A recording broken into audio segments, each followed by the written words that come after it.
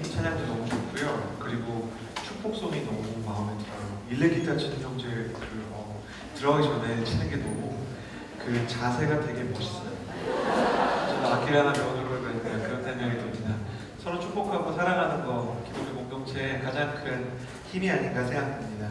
옆 사람에게 이렇게 인사해 주시겠어요? 하나님이 당신을 사랑하십니다. 한 번 더 이렇게 인사하시겠어요? 하나님은 당신을 절대 포기하지 않으십니다. 저는 오늘 마음을 지켜라 라는 제목을 가지고 은혜를 나누고자 하는데요. 가슴에 손을 얹고 저를 따라 스스로를 축복하고 은혜를 나누고자 합니다. 하나님은 나를 사랑하십니다. 나는 그 사랑 안에 있습니다. 이 시간 말씀 앞에 내 마음을 옵니다. 나는 절대로 이전과 같지 않을 것입니다. 네. 여러분 감자가요 있어요. 감자가 있어요. 감자가 있는데 이 감자가 삶은 감자가 아니고요, 생감자입니다. 빨대로 감자를 뚫는 법이 있어요. 빨대가 비어 있고 특수 효과가 아니고요. 빨대로 감자를 이렇게 뚫는 법이 있어요. 빨대로 감자를 뚫는 법은 간단합니다. 이거 무슨 마법 같은 게 아니고요. 빨대의 뒷부분을 이렇게 꽉 잡으면요, 공기 기둥이 생기면서 이 빨대가 들어가는 순간에 빨대의 강도가 순간적으로 변화하게 됩니다. 과거에 제가 어릴 때 이거를 이렇게 보여주셨던 분이 공기 기둥의 힘에 대해서 설명하려고 이걸 보여주신 거였는데, 저한테는 이게 어떻게 느껴졌냐면, 무엇으로 내 인생이 만들어졌느냐 혹은 남들이 나를 어떻게 보느냐가 중요한 것이 아니라 내 안에 무엇이 차 있느냐가 나의 인생의 강도를 결정한다는 것을 그때 알게 됐어요. 옆 사람에게 이렇게 인사해 주시겠어요? 당신의 겉모습보다 당신의 속사람이 진짜입니다. 용기가 나라고 축복을 한 건데, 겉모습 때문에 고민하는 분들 더 이렇게 좌절하지 마시고 다시 한번, 당신의 겉모습보다 당신의 속사람이 진짜입니다. 성경은 그래서 마음을 지키라고 얘기해요. 메모를 가꾸라고 얘기하는 게 아니고요. 마음을 지키면 생명의 근원이 거기에서 난다라고 이야기합니다. 저는 오늘 여러분이 청년기에 가져야 하는, 하나님께서 여러분의 마음 가운데 부어주시기 원하는 세 가지 축복을 나누기 원하고요. 그 축복이 이 말씀을 드릴 때 그냥 듣고 혹은 감동하고 혹은 이렇게 반응하는 수준에서 넘어서서 실제 여러분의 마음 가운데 하나님의 선물이 임하는 시간이 되기를 주님의 이름으로 축복합니다. 제가 여러분과 처음 나누고 싶은 것은 진심입니다. 저를 따라해 주시겠어요? 진심. 네, 진심. 제가 그 서빙고 온누리교회에서 사람들 제일 많이 모이는 때가 언제냐면 특별 새벽기도 첫날이랑요, 그리고 송구영신 예배 끝날 때인데요. 송구영신 예배 끝나면 진짜 사람들이 엄청 많이 이렇게 움직이잖아요. 12월 31일에서 카운트다운하고 우리가 1월 1일 딱 넘어가면서 예배드리고 나오면 그 횡단보도 앞에 정말 많은 사람들이 이렇게 서 있어요. 이 사람들이 다 우리 교회 식구구나. 그게 정말 마음이 이렇게 뜨거운데, 길을 건너는데 가운데 얼음이 좀 얼어 있었어요. 그 청년부 자매 하나가 걸어가다가 영화처럼 붕 떠서 뚝 떨어졌어요. 교역자들이 이렇게 같이 걸어가다가 진짜 큰일 났다. 저 자매 진짜 어디 부러진 거 아니야? 그러고 달려가려고 하는 순간 놀랍게도 이 자매가 넘어지는 동시에 일어나서 다시 아무렇지도 않고 걸어가는 것을 저는 보았어요. 자신의 육신의 아픔보다 정신적인 데미지에 대한 그 충격이 더 컸던 이 자매는 혹여나 자신의 얼굴 누가 알아볼세라 바로 여기저기 뛰어나가서 24시간 열려있는 ATM기 안으로 들어갔고, 그녀는 자신의 얼굴을 가리고 연신 몸을 문지르다가 나와서는 또 아무렇지도 않다는데 버스를 탔어요. 스타킹이 다 찢어지고, 그리고 몸이 막 아스팔트 때문에 까졌는데도 그녀는 유유히 물티슈로 무릎을 살짝 닦으며 거기에 탔어요.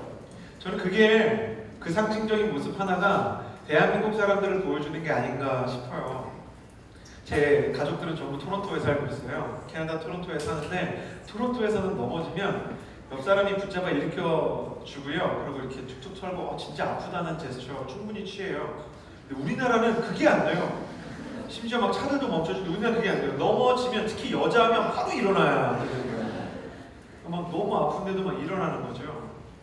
아프니까 청춘이다라고 얘기하지만 우리는 우리의 아픔에 대해서 바라볼 시간을 갖지 못하게 돼요.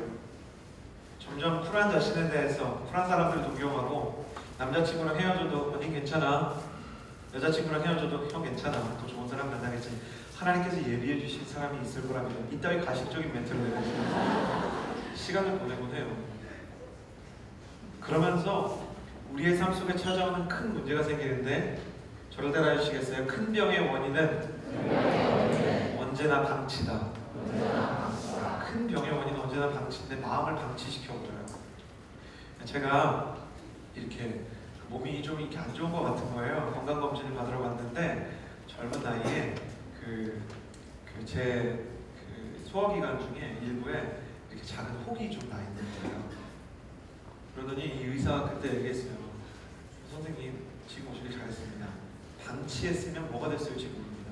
의사 선생님들은 그런 얘기를 더 아무렇지 않게 하시는 것 같아요. 선생님 이거 혹이 나왔는데요. 방치해서 끝날 뻔했습니다. 잘 됐네요. 내일 수술합시다. 뭐 이런 식이었어요.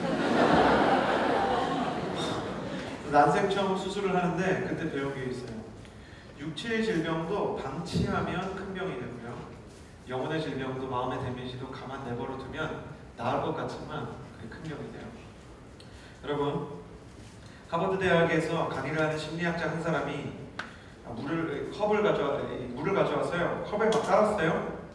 컵에 막 깔은 다음에 사람들한테 물었어요. 사람들이 심리학자가 컵 들고 오면 컵에 물이 반이나 차 있네 뭐 이딴 거 하지 않을까 생각했는데 그게 아니고요. 하버드대 공대학생을 몰아놓고 이렇게 얘기했어요. 이 컵의 무게가 얼마나 될 것 같습니까? 사람들이 잘 모르겠다고 했어요.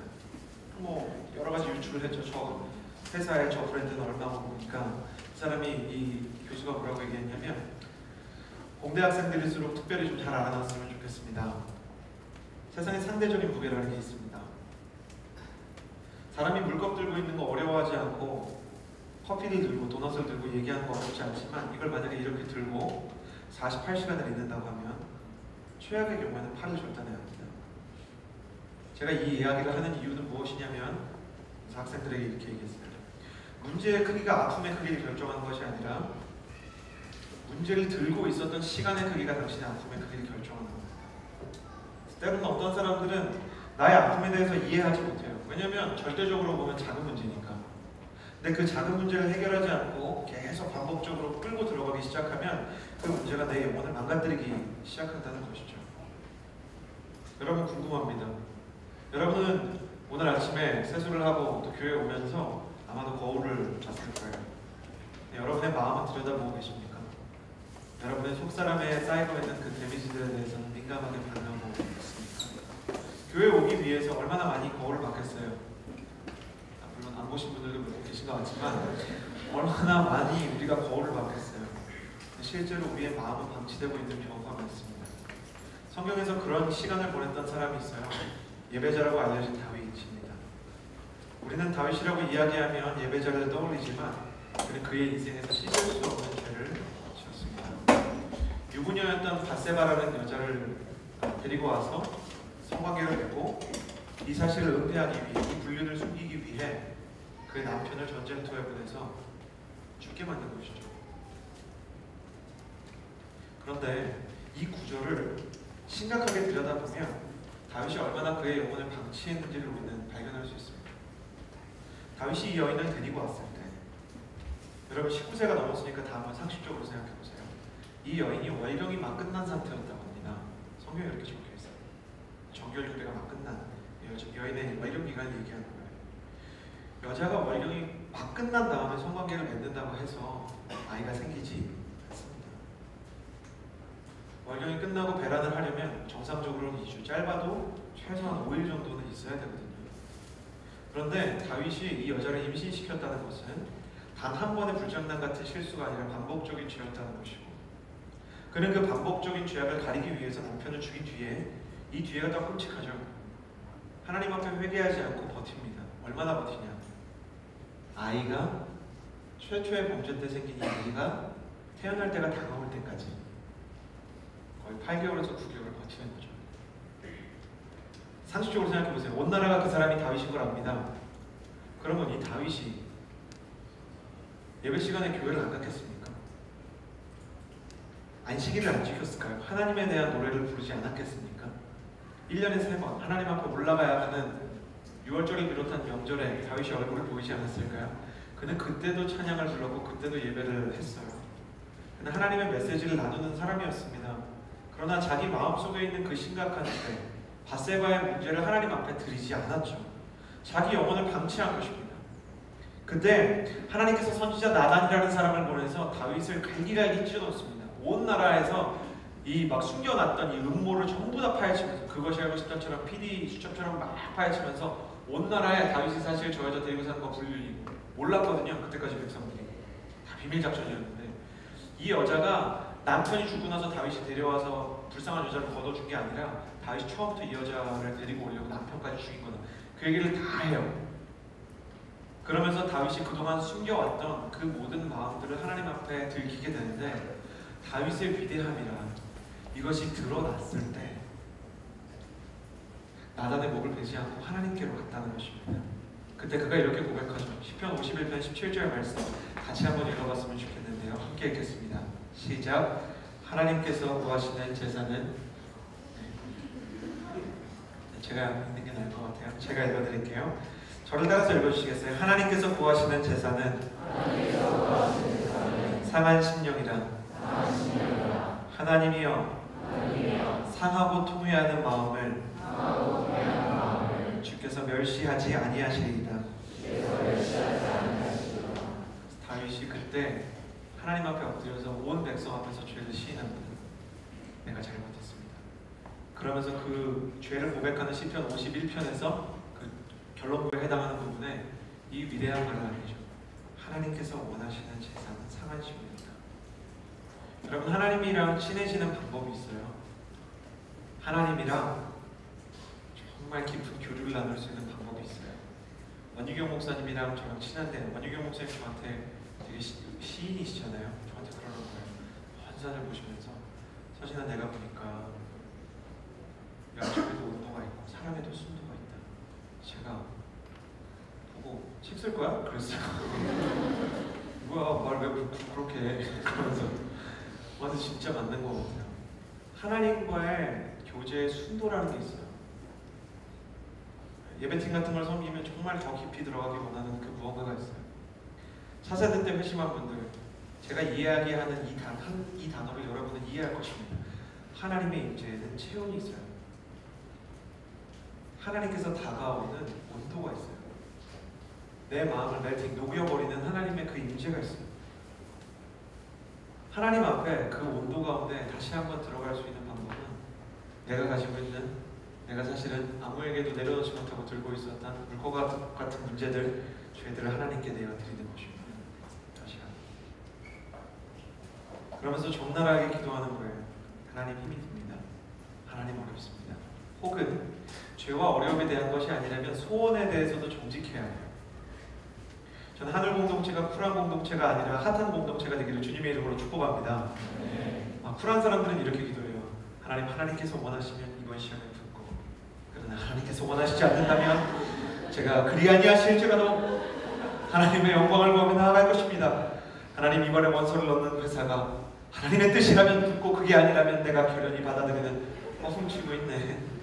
그럼 그런 거짓말이 어디 있습니까? 제가 신대원 시험 볼 때 그랬어요. 하나님의 뜻이라면 저는 신대원에 붙고, 하나님의 뜻이 아니라면 제가 1년 더 기다리고. 하나님이 제게 강력하게 말씀하셨어요. 야, 붙여, 떨어뜨려. 하나만 얘기해, 하나만. 붙이라는 거야, 떨어뜨리라는 거야. 제가 말했어요. 한 번만 붙여주시면 진짜 열심히 하겠습니다. 제가 진짜 열심히 하려고 마음의 준비가 돼 있는데, 하나님, 그렇게 기도하라고. 기도하라고. 저희 어머니는 토론토에서 YMDTS의 중고기도 강사신데요. 저희 어머니가 기도의 원리에 대해서 가르치는 가장 중요한 게 이겁니다. 저를 따라주시겠어요? 기도란 언제나 기도하면서 배운다. 여러분, 형제 여러분, 축구 시작할 때 매뉴얼 보셨어요? 축구는 이렇게 하는 거예요. 막 찾아가지고, 네이버에서 찾아가지고 축구 경기 규칙, 이것은 옵사이드, 이런 거 다 공부하고 하셨어요? 네. 그러지 않죠. 일단 뛰어드는 거예요. 연애를 책으로만 배운 사람들이 있어요. 예수 그리스도의 이름으로 명하노니 사랑을 만나게 되는 역사가 있게 되죠. 책으로만 배워요. 이론은 빠삭한데 막 이렇게 항상 깔때기론으로 연애 얘기 시작하면 제일 말 많은 애들, 그런 애들이 제일 연애에서 어려움을 겪곤 하죠. 책으로 배울 수 있는 게 아니라 몸이 뛰어들어야 돼요. 수영을 책으로 배울 수 있습니까? 기도라는 건 많은 사람들이 저한테 찾아와서 물어요. 목사님, 뭐가 옳은 기도고 뭐가 그른 기도예요? 됐고 당신이 원하는 걸 기도하는 거예요. 이렇게 기도하는 거예요. 저를 보시겠어요? 시험 붙고 싶습니다. 하나님, 양심상 제가 4점대를 맞을 만한 능력도 없고 저한테 그런 실력도 없지만, 그런 성실함도 없지만 한 3점, 그래도 한 7, 8은 나왔으면 좋겠습니다. 그 정도 얘기해보는 거예요. 그러면 두 가지 중에 하나가 일어납니다. 응답이 되든지 아니면 그게 응답이 되지 않아도 진짜 괜찮아요. 근데 하나님의 뜻이라면 막 이따위로 기도를 하면요, 응답이 돼도 신기하고요, 안 믿어져요. 기도해서 된 것 같지가 않고요. 응답이 안 될 경우에는 이렇게 기도하는 사람들의 특징이 있어요. 되게 해달라고 했다가 하나님이 안 들어줄까봐 겁나는 거예요. 하나님, 시험에 붙고 싶습니다. 근데 떨어졌어. 하나님, 살아는 계십니까? 이렇게 될까봐 못하는 거지. 기도의 승부를 못하는 거예요. 못하는 거예요. 너무 겁이 나니까. 희한한 거예요. 오히려 하나님의 뜻이고 어쩌고 이렇게 기도했던 사람들은 어차피 안 되면 다 어려움과 상처는 겪어요. 근데 하나님 앞에 정직하게 기도를 하면, 제가 알았어요. 저는 녹화가 되지만 뭐 많은, 어제 노이태 목사님도 해봤다 그러니까 저는 목사인데 로또 해봤어요. 결혼 준비할 때 진짜 돈이 너무 없는 거예요. 같이 결혼하려고 하는 자매랑 같이 이제 준비가 안 되니까 자매한테는 얘기 안 하고 로또를 이렇게 샀어요. 그리고 이렇게 했어요. 당첨될지어다. 될지어다. 1등은 너무 큰, 2등 당첨될지어다. 이렇게 기도했어요. 전 진지했어요. 저는 그렇게 기도를 배웠기 때문에, 안 되는 게 없다고 배웠기 때문에 기도했어요. 진심이었어요. 진심이 아니었다면 어떻게 22주 연속으로 살았어요? 22주. 요 부분만 좀 편집했어요. 약간 산 것까지는 이해해줄 것 같아요. 22주는 좀. 근데 하여튼 22주 연속으로 샀어요. 당첨될지어다. 그리고 로또라는 건 대단한 거예요. 사람의 마음 가운데 믿음은 바라는 것들의 실상에 보이지 않는 것들을 짚어 지갑 속에만 넣어놔도 1등에 당첨되면 뭘 할지에 대한 상상과 비전을 펼치기에 충분한 행복함을 줘요. 그것 때문에 사는 것 같아요. 근데 하나님께서 안 해주셨어요. 근데 매주 기도했어요. 되게 해달라고. 그러니까 기도가 너무 바뀌는 거예요. 다른 방법도 좋습니다. 주님, 근데 경험하려면 필요합니다. 힘든 과정이었지만 다른 방법을 통해서 주님께서 물질을 주셨어요. 여러분, 내 인생에서 내가 정말 중요하다고 생각하는 어떤 사람이 있을 수 있어요. 저 남자 만나고 싶다 이거예요. 저 여자 만나고 싶다 이거예요. 기도하세요. 주님, 전 저 사람이 좋습니다. 저 사람도 제가 좋았으면 좋겠습니다. 저 사람이 나를 좋아하게 되는지, 아니면 나한테 진짜 필요한 사람이 나타나는지, 내 마음을 하나님께서 인도해 주시는 것을 경험해야 돼요. 어려움이 있으면 그 어려움을 하나님께서 치워주시든지 드러낼 힘을 주세요. 근데 그거는 정직하게 기도의 승부를 보는 사람들의 것이에요. 아니, 정직하게. 여러분이 원하는 게 도대체 뭐예요? 여러분이, 미안합니다. 좀 특정 인물을 비방해서 미안하지만, 여러분이 대통령입니까? 대통령님 말씀하시는 걸 들으면 가끔 무슨 말인지 잘 모르겠어요. 대통령님께서 이렇게 말씀하셨어요. 군대에 가서 군 생활이란, 앞으로 여러분이 군 생활을 하는 데 있어 도움이 될 것이라 생각합니다.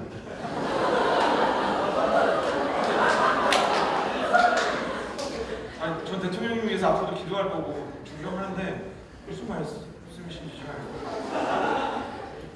여러분, 대통령님께서는 우리에게 중요한 영적 가르침을 주고 계세요. 중언부언이 무엇인가? 중언부언이에요. 내가 말하는 기도의 내용을 모르는 거야. 여러분, 여러분이 말하는 기도의 내용을 한번 써보세요. 말이 안 된다니까요. 뭘 원하는 겁니까? 뭘? 저 비밀의 방, 저 조그만 방에 지금 제 아들이 들어있는데, 제 아들은 뼈하게 원하는 걸 말도 못하는데 표현합니다. 와서 안 알아. 제가 뭘 먹고 있으면 넣어라. 명확해요. 아, 자녀됨의 권세예요. 그래도 제가 뭐 다 줍니까? 아, 제가 막 불닭볶음면 먹고 있으면 애한테 줄 수 있어요? 못 줘요. 애는 서운해도 그럼 애한테 다른 걸 주던지 더 좋은 걸 주겠죠. 근데 그 용기만은 배울만 하지 않습니까? 애가 이런다고 생각해 보세요. 애가 아까 전에 저 뒤에 걸어다니는 조그만 애 보셨죠? 걔가 제가 이렇게 먹는데 애가 이러면서 이거는 애가 아니잖아요. 천국은 침노하는 자의 것이고 어린아이의 것이에요. 여러분이 원하는 게 뭔지에 대해서 명확히 얘기하고 여러분이 힘든 거에 대해서 뭔지 명확히 좀 얘기했으면 좋겠어요. 내 마음 나도 모르겠다. 그런 사람 맞죠? 순장님 너 힘들어 보인다. 저도 잘 모르겠어요. 뭐 이런 거 있잖아요. 자기 자신의 마음을 드러내지 못하고 살았기 때문이에요. 오늘 이따 기도할 때 성령님께서 그 마음을 알게 해달라고 기도할 거예요. 하나님 내 마음 알고 싶습니다. 내가 진짜 원하는 거 알고 싶습니다. 그리고 그거 갖고 기도할 거예요. 그럼 하나님이 더 좋은 길을 주시든 당신이 기도하는 걸 들어주시든 그렇게 갈 거예요. 나는 여러분이 이 20대에 하나님 앞에서 진심을 내어놓는 법을 배우게 되기를 주님의 이름으로 축복합니다. 진심을 내어드리는 자에게 하나님께서 주시는 두 번째 축복, 그것은 사랑입니다. 저를 따라해 주시겠어요? 사랑. 예수님께서 병자를 고치신 기록이 있어요. 마태복음 8장 17절의 말씀이 있는데요. 같이 한번 읽어보았으면 좋겠습니다. 혹시 자막이 준비되어 있나요? 시작했습니다. 시작.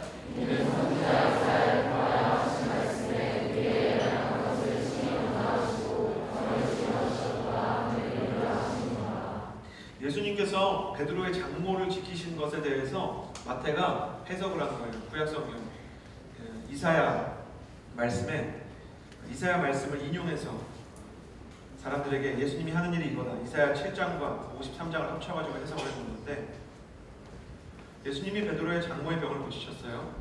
조금 복잡한 얘기 들어갑니다. 여러분 질량 보존의 법칙이라는 게 있어요. 세상에 질량 보존의 법칙이 없다면 세상은 조금씩 사라져야 돼요.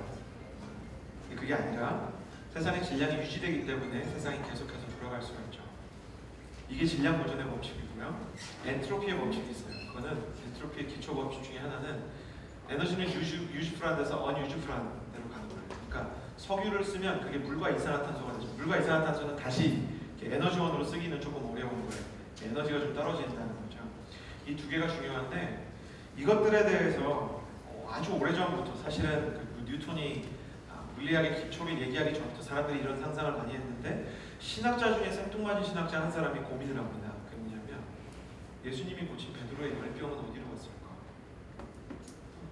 너무 특이한 생각이었어요. 근데 진짜 천재죠. 열이라는 건 쉽게 사라지는 게 아닌데 그 열은 어디로 갔을까? 그냥 고쳐졌다고 생각하면 되는데 예수님의 말씀과 손 만짐으로만 고쳐졌다는 거를 이 사람은 그게 이상하다고 생각합니다. 성경 전체를 뒤지기 시작합니다. 궁금해서. 사실 그냥 고쳐졌다고 생각하면 되는데 이 사람이 성경을 읽다가 이거를 발견하게 됐어요. 예수님이 고친 질병이 다 어디로 갔을까? 마태복음 8장 17절에 따르면 예수님께서 그것을 짊어지셨다는 이야기합니다. 짊어지셨다는 것을 원어를 분석하기 시작합니다. 그게 빨아들이셨다는 뜻이 있어요. 그래서 이사야 53장의 예수님에 대한 예언은 예수님께서 우리의 연약함을 짊어지시고 충격적이에요. 나중에 53장 읽어보세요.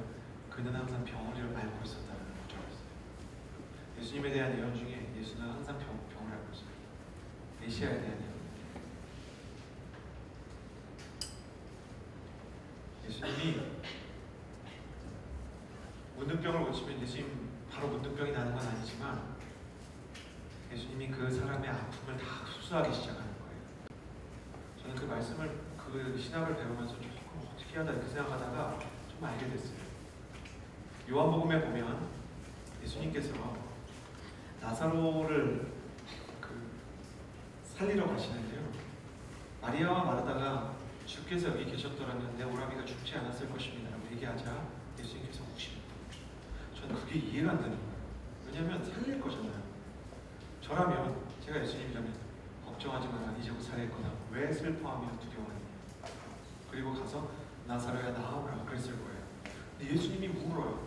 근데 그 울었다는 단어가 약간 정말 망가지듯이 조인성이 막 주먹 입에다 넣듯이 예수님 막 그렇게 우는 거예요. 저는 이해가 안 가는 거죠. 저는 성격이 약간 그래요. 아울리치 팀장이 너무 힘들어하는데 막 사람이 이게 너무 힘들어요. 그럼 제가 계획서를 써줍니다. 이렇게 하면 되겠네. 그러면 문제가 해결되니까 아울리치 팀장이 됐네요. 그럼 가게 돼요. 근데 그때 제가 그 친구를 보면서 얼마나 기획서 쓰기가 힘들더니 뭐 이런 사람이 아니에요. 근데 예수님은 왜 우셨냐? 왜 왜 우셨냐? 예수님 살릴 거예요. 근데 뭐가 슬픈 거냐면 마리아와 마르다가 아픈 게 슬픈 거예요. 저는 옛날에 이거 몰랐어요. 근데 아들을 낳고 알았어요. 아들을 낳았는데 저희 아들한테는 특이한 이 습관이 생겼어요. 그게 뭐냐면 아버지가 택배를 받아서 그 택배를 뜯어서 내용물을 꺼내고 나면 그 박스 안에 자기의 몸을 투신하는 거예요. 들어가 있어요. 제가 나중에 이 아이가 왜 자꾸 이런 행동을 하는가 청년부의 심리학을 전공한 지체에게 물어봤더니 아버지가 택배를 너무 소중하게 여기면 소중하게 여기고 싶은 마음을 이 아이가 표현하기 위해 거기 들어 내가 얼마나 택배를 설레게 쳐다봤어요. 근데 얘가 박스에 들어가는 걸 나름 재밌어하는 거예요. 그러다가 이렇게 지키만한 박스가 있었어요. 한 요만한데 애기는 쬐끄마니까 거기 들어가서 귀여운 짓 하고 있다가 우리가 사진 찍는 동안 이게 앞으로 넘어져 버린 거예요. 여러분 이따 보시면 알겠지만 애기들은 다 그래요. 코가 있는 건지 없는 건지 이렇게 코도 낮고 넘어져도 되게 빨리빨리 나가요. 근데 제가 그때 진짜 마음이 아팠어요. 뭐 크게 다친 거 아니에요. 그냥 막 우는데 아빠가 잘못했어. 그 박스에 그렇게 놔두면 안 되는데 아빠가 너무 귀여워서 페이스북에 사진 올리겠다고 아빠는 병차야 이러면서 뭐가 심각해요. 인생을 살아가면서 얘가 앞으로 얼마나 많이 넘어지겠어요. 근데 아빠가 되니까 다른 거예요. 하나님께서 세상에 오셨을 때 세상에 있는 모든 사람들은 잠정적으로 하나님의 자녀였습니다. 근데 그 자녀들이 아픔과 괴로움과 영적인 목자가 없는 유리함 가운데 처한 것을 보시고 상담하시는 친구들, 여러분 전이라는 현상 아시죠? 내담자와 상담자가 이야기를 나누는 동안 내담자의 아픔이 상담자에게 전이가 되는 거예요. 실제로 우리 아버지가 죽은 게 아닌데 아버지가 죽은 사람이랑 얘기하다 보면 전문 상담가가 아니어도 친구의 아버지가 돌아가시면 그 아픔이 내게 전해지곤 하죠. 예수님은 그 영적 공명이 엄청 심한 분이에요. 그러니까 사람의 육신적인 아픔에도 정신적인 아픔에도 예수님 심하게 공감하기 시작하는 거예요. 그래서 예수님께서 겟세마네 동산에 갔을 때 모세혈관이 터진 건 진짜 열심히 기도해서만 터진 게 아니라 이미 육신이 망가지기 시작한 거예요. 의학적으로 예수님이 십자가에 달리실 때쯤에는 이미 온 몸이 만신창이가 되어 있는 상태. 그러면서도 내색하지 않고 가셨던 분이 예수님입니다. 예수님은 오늘도 그 일을 하기를 원하십니다. 예수님이 오십니까? 하나님이 지금 오십니까? 요한계시록에 새하늘과 새 땅이 내려오면 다시는 눈물이 없대요. 저는 그 말을 이렇게 생각해요. 지금은 하나님이 오시답니다. 아직 새하늘과 새 땅이 오지 않으니 지금은 하나님이 오시답니다. 그런 마음을 갖고 있을 때 멘토 목사님 한 분이 그렇게 얘기했어요. 서진, 하나님도 오신다. 어떻게 오십니까? 너의 눈을 통해 오신다. 저는 그거 무슨 말인지 몰랐어요. 러시아 블라디보스토크에 갔을 때 저는 러시아 사람들이 그리 예뻐 보이지 않았어요. 그들의 우월감도 싫었고 환전도 마피아에게 해야 되는 것도 싫었고 배를 타고 동해에서 블라디보스토크까지 가는 여정도 힘들었고 그리고 5일 동안 샤워를 하지 못하는 불편함도 너무 괴로웠어요. 그런데 블라디보스토크 사람들이 예배를 드리면 제가 인간적으로 별로 안 좋아하는 캐릭터들인데 이상하게 눈물이 나는 거예요. 저는 알았어요. 이건 내 감정입니다. 하나님께서 오시는 거예요. 근데 하나님이 그 사람들 때문에만 오시는 게 아니라 어떤 때는 내가 내 기도를 할 때도 오시는 거예요. 저는 제 스스로에 대한 자기 연민이 되게 없는 사람이에요. 전 제가 불쌍하다고 생각하지 않습니다. 늘 장남으로서 이겨내야 돼. 이렇게 산 사람이에요. 이겨내야 돼. 괜찮아. 이 정도쯤은 어려운 게 아니야.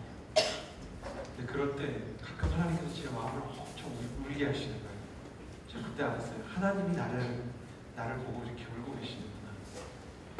여러분 그 하나님께서 아들을 보내셔서 세상의 모든 아픔을 가져가시는 만큼 힘들어하시는 그분이 우리를 사랑하지 않는다고 말할 수 있습니까?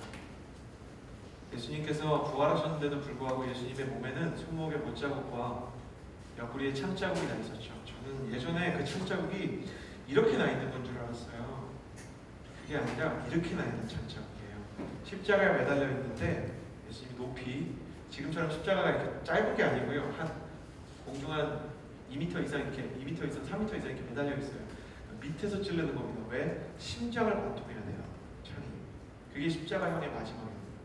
그래서 그 뚫린 곳으로 이 사람의 혈액이 다 빠져나와야 하는 확인 사살 과정이에요. 근데 부활하셨는데 그거를 남겨놓은 걸 보고 이해가 안 갔어요. 자매 여러분, 옆구리에 창자국 났으면 성형 안 하겠습니까? 평생 비키니 못 입어요. 손목에 이거 나 있으면 도대체 결혼은 어떻게 하고, 이 옥체잖아요. 옥체, 주님의 옥체. 거기에 상처가 났는데 제가 왜 그걸 안 지우셨을까 고민하는데 어떤 미술전에 갔다가 어떤 사람이 그린 그림을 봤어요. 예수님이 쓰셨던 가시면류관, 그리고 못이 있고 그 밑에 글에 이렇게 써 있었어요. 너희가 주는 것이라면 무엇이든지 내 몸에 내 마음에 남겨두리라. 너희가 주는 것이라면 그것이 무엇이든. 근데 제가 그 그림 앞에 서 있을 때 주님이 저한테 그렇게 말씀하시는 것 같았어요. 나는 너의 상처가 아픔을 안다. 나는 너의 상처가 아픔을 안다. 최성민 목사님이 연애 얘기 많이 하는 걸로 유명합니다. 네, 최성민 목사님 연애 얘기 많이 하는 걸로 유명한데요. 저는 연애를 한 줄로 줄이곤 합니다. 진짜 좋은 연애가 뭔지 아세요? 누가 방송에서 한 얘기인데 참 맞는 말이에요. 사람과 사람이 만나면 변화가 일어나는데, 나는 이 사람을 만나서 조금씩 변해가고 이 사람도 날 만나서 조금씩 변해가는데, 내가 볼 때 변해가는 내 모습이 마음에 들면 좋은 연애예요. 자매 여러분, 어떤 형제를 만났어요. 되게 매력적인데 이 사람을 만나면 만날수록 내가 더 우울해지고 애절해지고 눈물이 많아져요. 그 쓰레기 같은 연애인 거예요.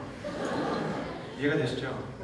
형제 여러분, 어떤 자매를 만났는데 이 자매를 만남으로 인해서 분노가 막 더 살아나고 옛 자아가 강해지고, 그것은 내가 예수 그리스도의 이름으로 명하노니 떠나갈지어다. 잘못된 연애예요. 연애뿐만 아니라 사람과 사람의 만남에도 그런 것이 있습니다. 하나님은 어떤 분이시냐면, 하나님과 우리가 만나면 만날수록 변해가는 내 모습이 마음에 들게 돼 있어요. 저는 이 자리에서 예배드리는 고등학생이었어요. 처음 예배를 드리러 저 문을 들어왔던 순간을 저는 아직도 기억합니다. 제 눈에는 지금은 이게 그냥 일반적인 것으로 보이는데, 지역교회 다니다 온 제 눈에는 이 공간이 너무너무 크게 느껴졌어요. 근데 제가 오늘이기도 이제 그 수도권 지역 다른 도시에 살았는데, 서울이 아니라. 근데 여기 왔을 때 전 제 나름대로 좀 좋은 교회니까 한번 잘 다녀보자 이런 생각이 있었는데, 저를 정말 상처 주는 멘트를 만나게 되죠. 처음 들어오는데 안내하신 선생님이 교사 지원하러 오셨군요. 17살이었어요. 17살. 하지만 그때 당시 저의 모습은, 여러분 하나리 바지라는 거 아세요? 정장 바지인데 여기는 넓고 이렇게 밑으로 떨어지고 뾰족 구두를 신고 그 무태 안경을 썼고요. 머리는 삭발을 했어요. 그리고 이렇게 그 정장, 조끼 정장에 넥타이를 하고 넥타이 핀까지 꽂고, 그리고 일수 가방 같은 걸 들고, 그리고 걷는 포즈 자체가 이랬어요. 보자마자 선생님이 그 생각을 했대요. 얘가 학생은 아닌 것 같고 뭔가 나쁜 사람 같은데 교사 하시려고 오신 거죠? 그러면 돌아갈 것 같다. 그래가지고 얘기한 거예요. 그래서 교사요? 교사 어떻게 해야 돼요? 나이가 어떻게 되세요? 17인데요. 그러니까 너무 황당해 하면서 막 너무 미안해 하면서 그랬구나. 그래서 제가 그랬구나. 17살이었구나. 그래서 제가 그랬어요. 초면에 반말이세요. 그리고 세신자반에 갔는데, 저는 화낸 게 아니에요. 그냥 왜 반말을 하나 이게 궁금해서 화가 난 게 아니라, 근데 그 정도로 망가져 있었어요. 제가 어제 차세대 설교 봤는데, 차세대는 늘 그런 애들 있어요. 표정이 망가진 애들, 마음이 망가진 애들, 표정 안 좋은 애들 있잖아요. 설교 들을 때 있잖아요. 안 되는 애들, 이게 마음대로 안 되는 애들. 제가 그런 애였어요. 예수님 만나고 제 안에 있는 진짜 어두움들이 지금도 목사지만 남아있는 부분이 있지만, 저는 그게 조금씩 빠져나가는 걸 느껴요. 하나님께 진심을 구하면 하나님의 사랑이 내게 들어오게 되고, 그 하나님의 사랑은 나를 변화시키기 시작해요. 그 사랑의 끝은 어디냐면 열방이에요. 열방. 순원이, 제가 순장을 했어요. 시간이 지나서 예수님 믿고 많이 변해서 순장이 됐는데, 순원이 질문한 거예요. 질문은 너무 간단했어요. 오빠, 왜? 예수님 똥 쌌어요? 그게 무슨 말이야? 예수님 세상에 계실 때 똥 쌌냐고요? 이게 마음속으로 이분 신성 모독이 있나? 내 하나님 여호와의 이름을 망령되이 일컫지 말라. 근데 제가 그때 되게 관용이 있어야 돼. 최성민 목사님 되게 그런 스타일이잖아요. 웬만하면 다 괜찮은 사람이잖아요. 저도 최성민 목사님, 저 어떤 때 보면 막 마음 아플 때 있어요. 최성민 목사님이 뭐 신청서를 이렇게 만들고 있어요. 그래서 왜 만들어요? 그거 뭐 아이들한테 안 시키고 그러면 아이들이 할 사람이 없대요. 그래서 막 이렇게 혼자 할 때 그의 뒷모습 점점 더 야비어가진 않지만 점점 더 비대해져가는 그의 뒷모습, 그의 커져가는 머리와 그의 커져가는 등과 아무튼 그래요. 저는 그때 다 받아줘야 되는 생각이 있었어요. 그래서 주님 어떻게 대답해야 될지 모르겠지만 그래 지금 화장실 가셨지 왜 궁금해? 그랬더니 제가 허브에 다녔는데 양지역에 내렸는데 오빠 여자애들 완전 털털하네. 양지역에 내렸는데 왜 그런 게 있잖아. 막 걷다가 막 화장실 어디야 싶은 수준으로 힘든 거야. 근데 갑자기 그런 생각이 나는 거지. 예수님께 문제가 있었을까? 그런 생각이 났어? 그래 알겠어. 주님 속으로는 주님 도대체 어디서 이런 또라이들만 저한테 보시나 미치겠다. 숨으면 어떻게 해야 되는 거야. 근데 꼬리에 꼬리를 물고 제가 그때 당시에 뭘로 유명했냐면 저한테는 모든 질문은 다 할 수 있었어요. 웬만하면 다 대답해 줬어요. 애들이 궁금한 거예요. 오빠 나 진짜 궁금하다. 그러고 보니까 다른 애가 오빠 모기가 예수님 물었어? 모기 예수님 경외했어? 물었나? 안 물었나? 물었을 것 같아요. 그래서 물었어. 그럼 그거 보혈이야? 진짜? 천재인가?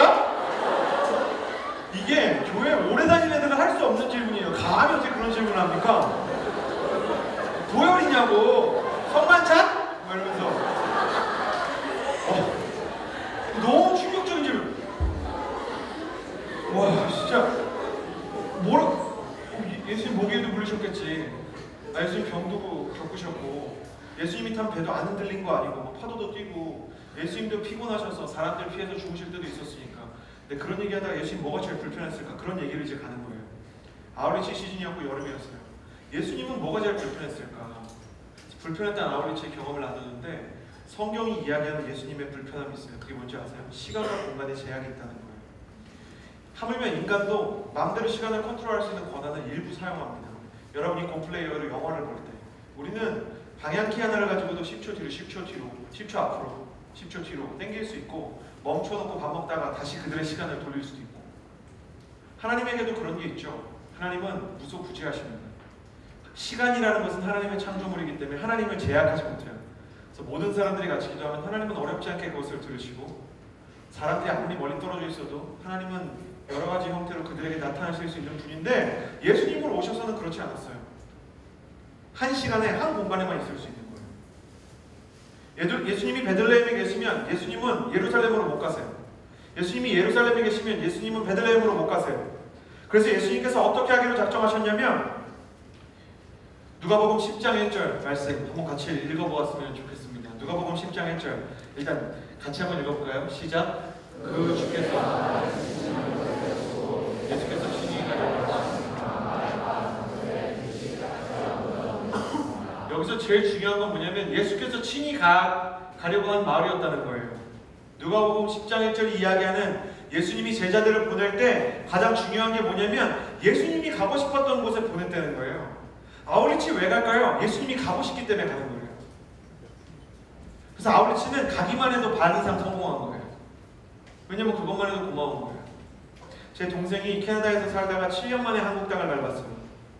그래서 한국에 와서 진짜 놀랐어요. 디저트 가게가 진짜 한 100m마다 진짜 맛있는 게 계속 있는 거예요.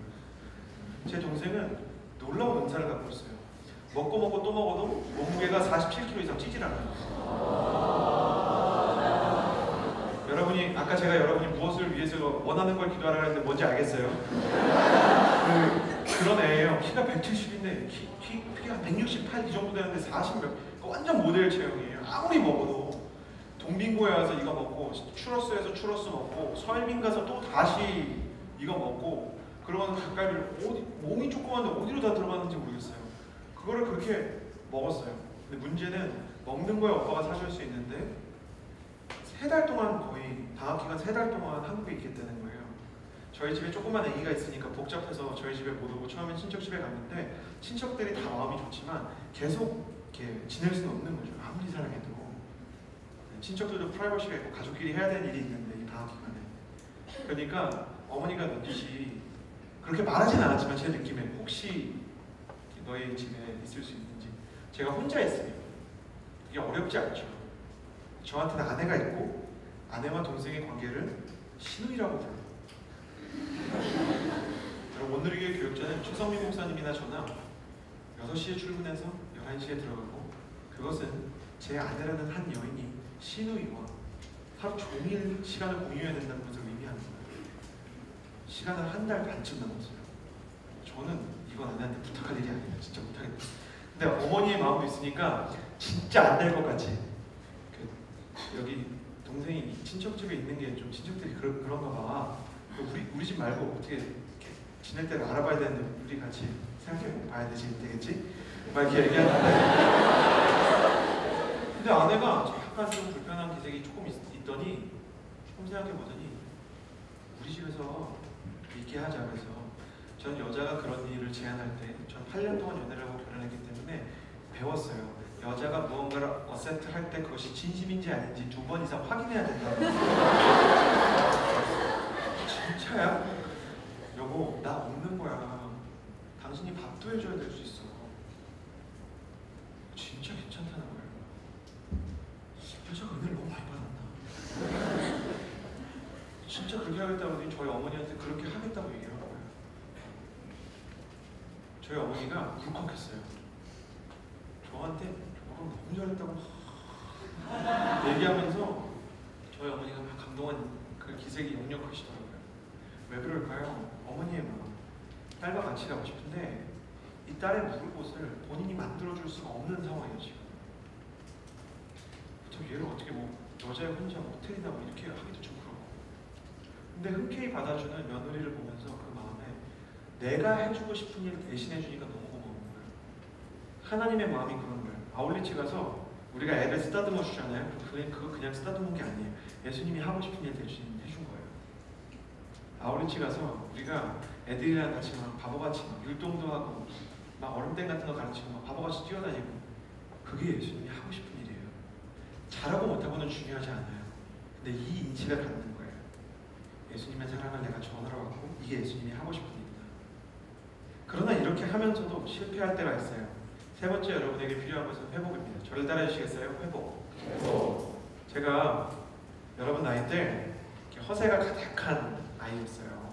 그래서 그 아울리치 가야 되는 돈을 아르바이트 해가지고 라면 돈 모아서 백화점 1층 매장에 가서 프라다에서 스니커즈를 사는 미친 거죠 남자가. 아니 라면만 먹고 진짜 프라다 사는 거는 내가 뭐 늘 밥도 잘 먹고 이렇게 살면 모를까. 그렇게 허세가 있었어요. 그러면서도 MC를 했어요. MC를 하는데 마음속 어디에는 허세가 있는 거예요. 그래서 이게 없는 돈을 모아다가 밥은 거지같이 먹어도 꼭 스타벅스에 가서 이렇게 커피를 먹고 싶었어요. 캐러멜 프라푸치노 너무 맛있어가지고. 그리고 제가 허브 공동체였는데 강남역에 가면 그렇게 예쁜 자매들이 많이 걸어다녔는데 그걸 보면 하나님의 창조의 세계의 질서와 하나님의 그 정말 능력을 제가 체험할 수 있었어요. 그래서 보면 이렇게 기분이 좋았는데 금요일 밤에 혼자 이렇게 그거를 이렇게 마시면서 다 마시고 내려와서 비가 내리는데 많이 내리는 게 아닌 거야. 오늘보다 조금 덜 내리는. 이렇게 그 비 내리는 길 그냥 이렇게 걸으면서 버스 정류장까지 그냥 걸어가야 되겠다 하면서 그래 이것도 비도 맞는 거지 이러면서 또 막 속으로 이것도 다 낭만이야 이렇게 생각이 든 거예요. 영화처럼 저쪽에서 여자가 걸어오다가 뚝스러웠어요. 저는 MC였어요. 신학생이었어요. 달려가서 그 여자를 들었어요. 그리고 지금은 11번 출구가 됐는데 당신 7번 출구였고 지금도 아직 지워지지 않아요. 당신 아이겐 포스트였어요. 그 광장 있어요. 그 CGV 가는 그 거기. 그래서 들어가지고 그 앞에 있는 버스 정류장에 여자를 눕혔어요. 그리고 심폐소생술하고 여자 손발 주물르고 뺨치면서 괜찮아요? 그리고 앰뷸런스 부르라 그래서 앰뷸런스 부르고 그렇게 하면서 제 스스로 어떤 마음이 제 마음속 가운데 들어오냐면 그 급박한 상황 가운데 멋있다. 아 진짜 멋있다. 아 금요일날 밤에 누가 쓰러진 여자 이렇게 사마리아인의 비유. 선한 사마리아이다 이러고 있었어요 마음속에. 그래서 뭐 겉으로는 괜찮아요 막 이렇게 하고 막 온갖 허세가 다 들어있는 거야. 근데 주님이 그때 당시 제 마음 가운데 제일 큰 기도 제목이 주님의 음성을 듣고 싶습니다 그거였어요. 진짜 영적인 체험하고 싶습니다. 그때 주님의 음성이 들렸어요. 뭐였냐면 내가 나사렛 예수 이름으로 명하노니 일어나 걸으라고 외쳐라. 제가 아씨 생각해봐 야 막 하고 있다가 나사렛 예수 이름으로 명하노니 일어나 걸어라 빠 이거는 걸어도 문제고 안 걸어도 문제야. 걸으면 이 사람들이 나랑 이 여자랑 짰다 그럴 것 같고 안 걸으면 그게 뭐야? 안 걸으면 다시 할 거야? 이상하잖아. 그래서 제가 말씀 구절이 생각나서 그때 말씀 엄청 읽었더라. 하나님께서는 감당하지 못할 시험을 주시지 않게 시험 받을 때 되게 피할 길을 주다. 야 하나님의 음성이 아니다 물러가라. 여러분 하나님의 음성이라는 게 어떻게 들려오는지 제가 명확히 알려드릴게요. 하나님 반복적으로 얘기하세요. 네. 설교를 통해서든 사람을 통해서든 반복적으로 하는 얘기 있어요. 아울리치 팀도 집요하게 어떤 팀 가라고 얘기하는 거죠. 가야 돼요. 집요하게 얘기하는 거죠. 집요하게. 한 명이 얘기하면 좀 그래도 괜찮아요. 몇 명이 이렇게 얘기하는 거예요. 그렇다고 짜서 막 하지 마시고 막 여러 사람이 얘기하는 거야. 전혀 공통점 없는 사람들끼리 하나님은 반복적으로 말씀하세요. 알아들을 때까지. 제가 이제 아빠하고 아멘 하거든요. 제 아들이. 그거를 거의 최소 4,000번에서 많게는 10,000번까지 들어야 그걸 따라할 수 있어요. 지치지 않고 한 거예요. 하나님도 그렇게 하세요. 그러니까 하나님 계속 말씀하시는 거예요. 이게 네가 그렇게 듣고 싶다고 하던 내 음성이다. 나사렛 예수 이름으로 명하노니 일어나 걸으라고 외쳐라. 제가 도저히 이제 거절을 못하겠다. 순종해야 되겠다. 그래서 이랬어요. 일어나 걸어라. 아무도 못 들어. 주변에 다 아무도 못 들어. 걸어라. 이러고 있는 거야. 근데 하나님의 음성이라는 것이 진짜 무서운 거예요. 끝까지 순종해야 되거든요. 외쳐라고 말했다. 외쳐라. 제가 진짜 못하겠는 거예요. 별기도 다 했어요. 하나님 여기는 강남이고 양재 오늘교회 다니니까 사랑의 교인한테 시키세요. 별말 다 나와. 위기의 순간 그런 거야. 아닌 것 같아. 막 진짜 아닌 것 같아. 그러다가 결국은 그 패닉이 되게 길게 느껴졌어요. 그 시간이. 그리고 결국은 못하고 이 여자가 실려서 가는데 사람들이 박수 쳐주는 거예요. 너무 고생했다고. 구급요원도 이렇게 심폐소생술 해주셔서 고맙습니다. 이게 되게 중요한 거예요. 근데 지금도 그런지 모르겠는데 거기서 541 버스를 타고 신림으로 가는 제가 자취하는 곳으로 이렇게 갔었어요. 가는 버스를 타고 제가 신학생이었는데 그때 이렇게 고백했어요. 하나님 저는 목회 안 하겠습니다. 제가 포기합니다. 내가 아니라는 걸 이제 알았습니다. 그리고 울었어요. 그게 목회를 안 할 거에 대한 그런 게 아니라 목회에 대한 꿈이 있었는데 그게 그것 때문이 아니라 내가 어떤 놈인지를 내가 알아서 전 진짜 믿음이 좋다고 생각했어요. 방학 때 40-50번씩 신앙서절 읽은 적도 있어요. 성경을 엄청 읽었어요. 기도도 많이 하고 팀장도 하고 MC를 하기 위해서 학교를 휴학했어요. 그 열심을 가지고도 결국은 결정적인 순간에 순종 못합니다. 근데 제가 알았어요. 저는 되게 특별한 사람이라고 생각했는데 그냥 나 물 같은 사람이 널려있구나. 나는 아무 의미 없는 사람이구나. 무생무치구나. 이대로 사라져버렸으면 좋겠다. 주님이 그때 뭐라고 하셨냐면 지금은 못하지만 다음에 날 거다. 지금은 못하지만 다음에 날 거다. 그래서 제가 아니요 못할 것 같아요. 막 이러고 있었어요. 역시 양재 온누리를 교회로 가던 어느 날 말씀을 이렇게 성경을 지하철에서 읽고 있는데 주님 또 말씀하시는 거예요. 지금 여기서 일어나서 복음을 전해요. 근데 또 못하겠는 거야. 해보세요. 해외 아우리치고 싶지. 지하철에서는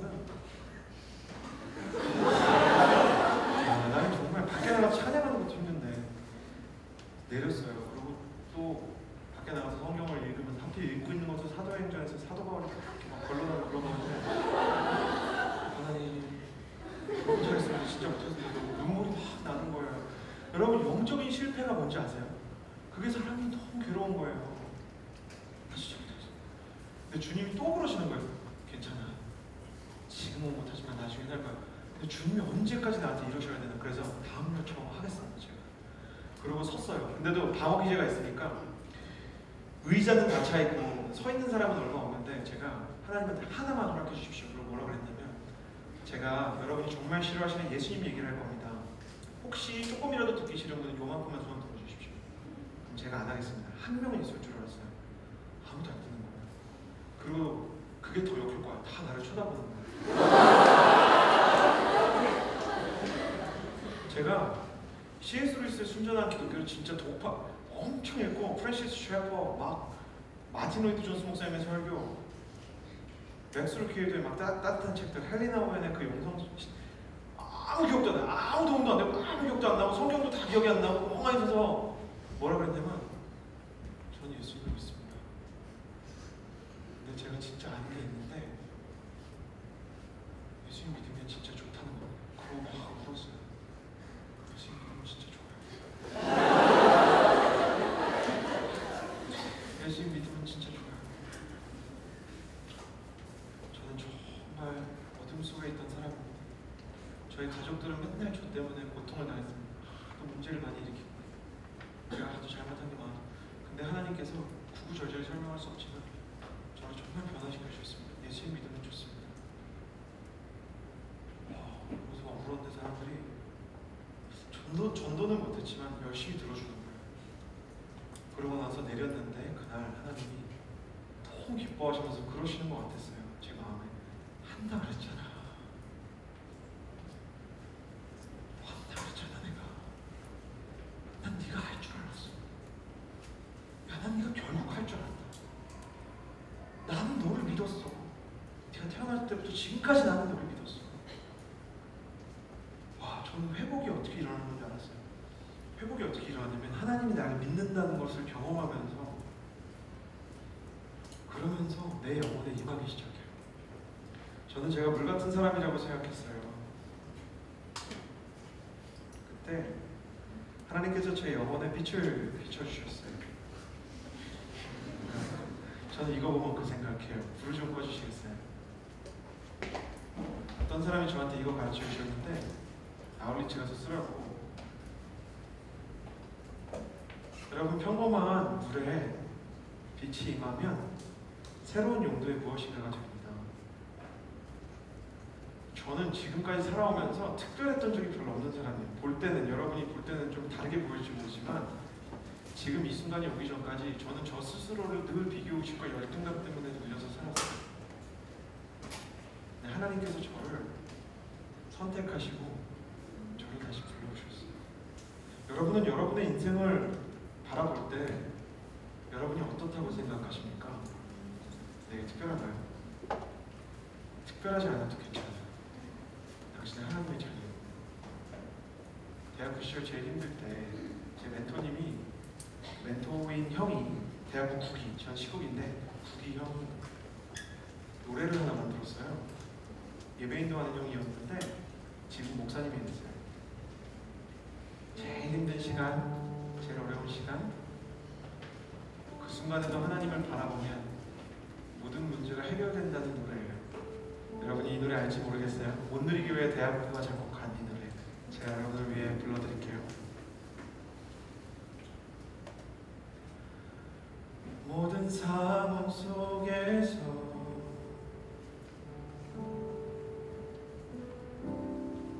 주를 찬양할지라. 주는 너의 큰 상급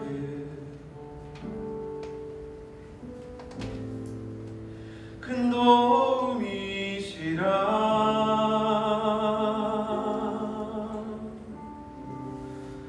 주의 얼굴 구할 때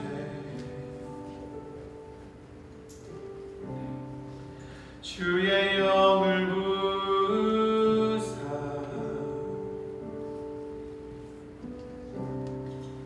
크신 사랑 안에서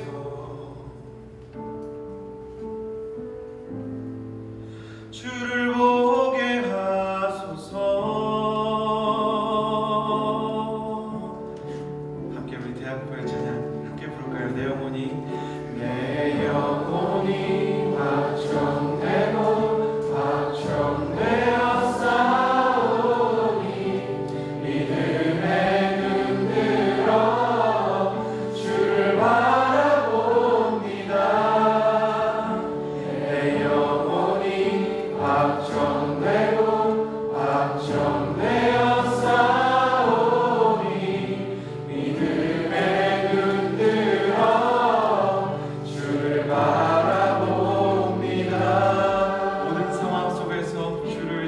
찬양할지라.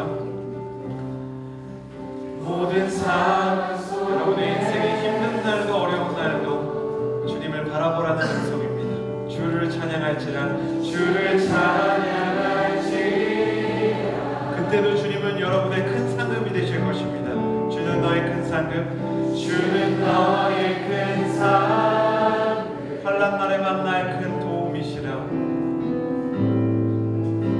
큰 도움이시라. 주님, 내가 주님의 얼굴을 구하며 나아갑니다. 주의 얼굴 구할 때, 주의 얼굴 구할 때, 이 여름 주의 영을 부으셔서 나의 심령 새롭게 하소서. 주의 영을 부으 다시 한번 그 주의 체온 안에 갇히는 시간 되게 하시옵소서. 그 신 사랑 안에서 주를 보게 하여 주시옵소서. 주를 보게 하소서. 힘든 마음과 어려운 마음 딛고 찬양하기 원하는 분들 그 자리에서 일어나서 함께 찬양합니다. 내 영혼이 완전되고 완전되어 싸우니 믿음의 눈 들어 주를 바라봅니다. 내 영혼이 완전되고 완전되어 싸우니 믿음의 눈 들어 주를 바라봅니다. 이 시간에 여러분 같이 기도하며 나아갈 때 정직하게 기도합시다. 내려놓지 못한 물컵처럼 여러분이 마음 가운데 동요 메고 있는 여러분의 짐은 무엇입니까? 여러분의 마음 가운데 여러분을 낙심하게 하고 여러분을 상처받게 하고 여러분을 좌절하게 하는 것은 무엇입니까? 그 아픔을 하나님께 정직하게 고백하며 나아가십시오. 그리고 한편에 여러분의 숨어있는 소원은 무엇입니까? 그것이 시험의 문제든 취업의 문제든 여러분이 원하는 것을 정직하게 구하며 나아가기를 원합니다. 이 시간 기도하며 나아갈 때 하나님, 내가 원하는 것이 무엇인지 알게 하여 주시옵소서. 하나님, 내가 나의 마음을 망가뜨리는 것이 무엇인지 직시하게 하여